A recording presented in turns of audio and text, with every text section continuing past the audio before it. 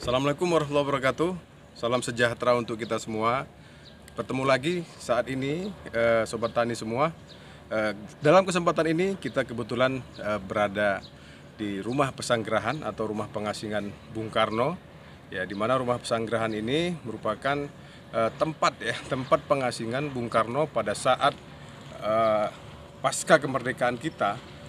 Bung Karno dan beberapa tokoh-tokoh lainnya seperti Agus Salim, kemudian Sultan Syahrir diasingkan di rumah pesanggerahan ini, ya, di mana ini merupakan rumah pesanggerahan tempat pengasingan para tokoh pendiri bangsa ini.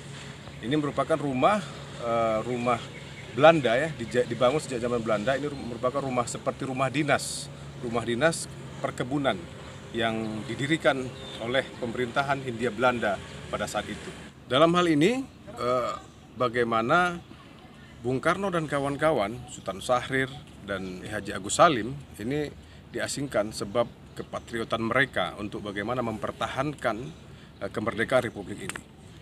Bung Karno dan kawan-kawan diasingkan di rumah ini. Ya, sebelumnya mereka diasingkan di rumah pengasingan yang berada di Brastagi. Selanjutnya mereka kurang lebih 2 bulan diasingkan di rumah pesanggerahan yang tepatnya berada di Kota Parapat ini. Pengasingan Bung Karno dan kawan-kawan, Sultan Syahrir dan Kiai Haji Agus Salim, ini disebabkan oleh patriotisme mereka dalam mempertahankan kemerdekaan.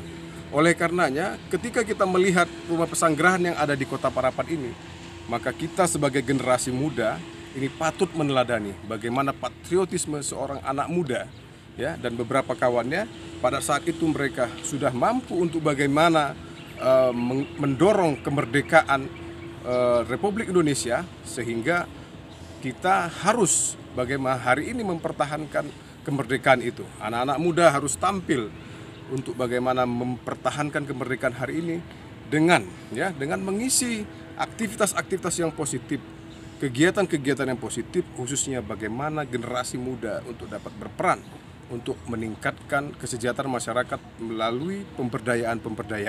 Karena pemberdayaan masyarakat, kita memiliki segitiga pilar, di mana sudut yang pertama ini adalah pemerintah, sudut yang kedua adalah pemuda, sudut yang ketiga adalah masyarakat. Ini bisa saling bersinergi. Pemuda harus bersinergi dengan pemerintah.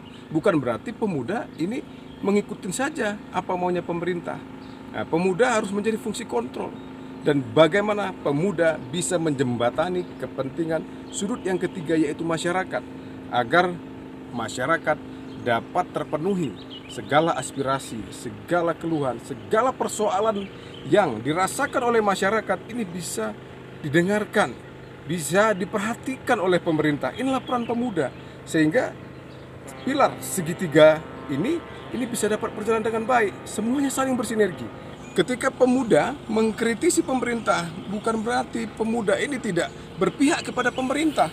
Nah, tetapi bagaimana pemuda ini bisa menjadi fungsi kontrol, bisa menjadi penyeimbang, ya, sehingga roda pemerintahan, ya, bagaimana kehidupan bermasyarakat ini bisa berjalan dengan baik, dan masyarakat juga bisa menyalurkan aspirasi-aspirasi, keluhan, dan berbagai persoalan ini bisa didengarkan oleh pemerintah, dan pemerintah pastinya ini sangat membutuhkan bagaimana aspirasi-aspirasi ini bisa diterjemahkan, ya, bisa disahuti oleh pemerintah, sehingga pemerintah dapat mengeluarkan program-program yang bersifat membangun dan bersifat menyejahterakan masyarakat. Dan ini merupakan bagian dari fungsi dan tugas dari pemerintah.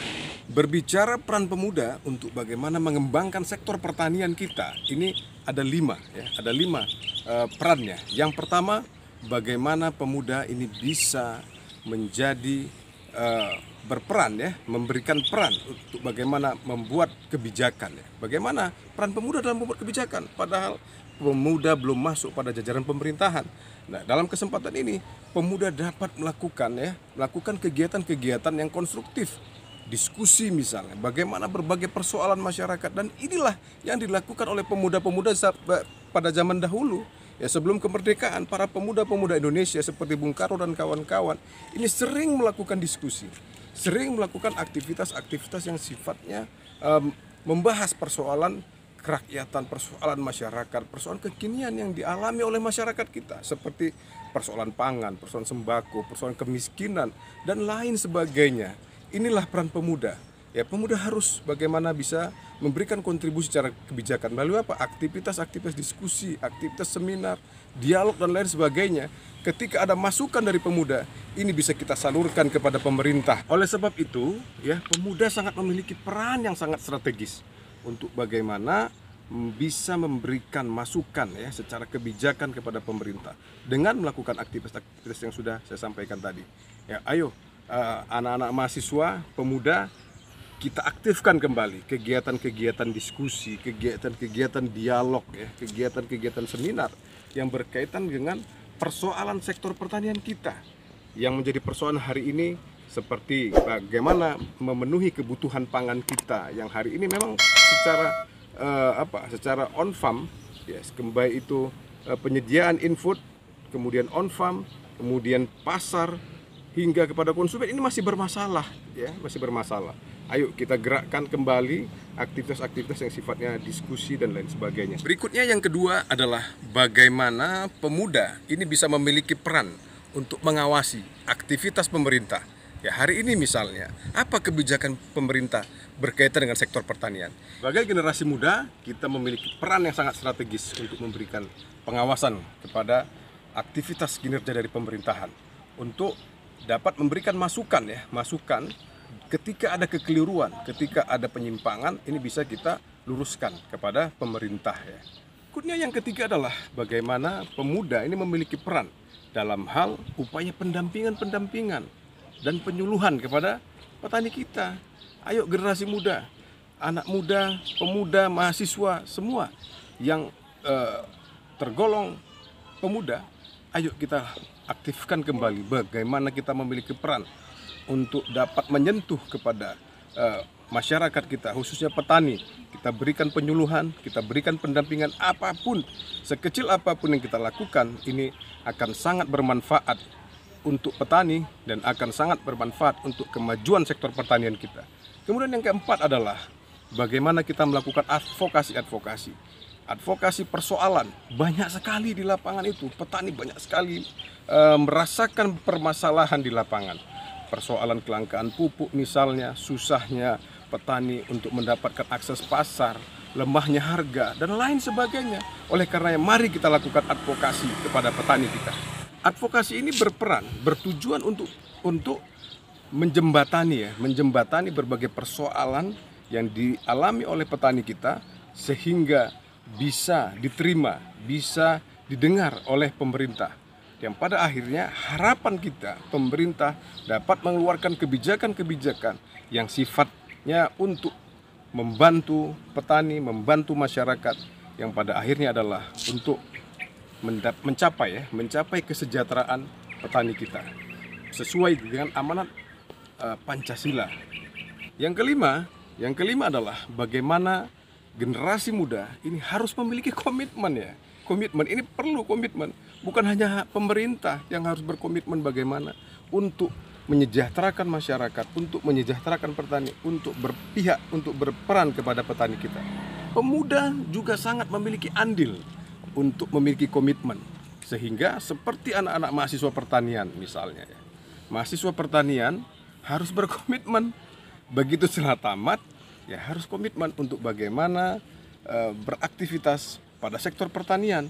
Nah, jadi ini untuk aktivitas pada sektor pertanian bukan hanya pada saat setelah tamat, tetapi saat menjadi mahasiswa harus bagaimana bisa memberikan kontribusi untuk kemajuan sektor pertanian kita. Sedikit pun ilmu yang dimiliki oleh mahasiswa dan pemuda ini akan sangat bermanfaat bagi petani kita. Seperti apa langkah yang harus dilakukan pemuda untuk dapat berperan ya untuk kemajuan sektor pertanian kita? Kuncinya gampang, kuncinya mudah, yakni bagaimana pemuda, mahasiswa, dan semua generasi muda kita ini harus membiasakan turun ke desa. Karena hanya di desalah pemuda, mahasiswa bisa melihat kondisi bagaimana yang harus dilakukan perannya. Persoalan-persoalan itu ada di desa. Sebab apa? Di desalah semua bernaungnya para petani dan untuk melakukan aktivitas usaha tani mereka. Dan di sana banyak sekali persoalan. Oleh sebab itu, generasi muda, pemuda, mahasiswa harus membiasakan untuk senantiasa turun ke desa. Tidak hanya kita berkutat persoalan diskusi-diskusi di kampus, diskusi-diskusi di ruang kuliah, tetapi kita juga harus berperan bagaimana turun ke masyarakat. Diskusi yang kita maksud di awal adalah bagaimana ini membangun pola pikir, membangun mainstream perjuangan, membangun mainstream untuk bagaimana kita bisa berperan kepada masyarakat, yang akhirnya adalah kita harus turun ke masyarakat, turun ke desa, sehingga kita bisa dapat melihat berbagai persoalan dan peran apa yang bisa kita lakukan dan apa yang harus kita suarakan sebagai generasi muda, sebagai pemuda kepada pemerintah. Demikian sharing kita pada kesempatan ini. Terima kasih atas segala perhatian dan terima kasih juga telah menonton video ini. Sampai bertemu pada kesempatan berikutnya. Saya Heri, kesempatan sharing kita pada kesempatan ini. Sampai bertemu lain kesempatan. Assalamualaikum warahmatullahi wabarakatuh. Salam sejahtera untuk kita semua. Salam Tani Makmur.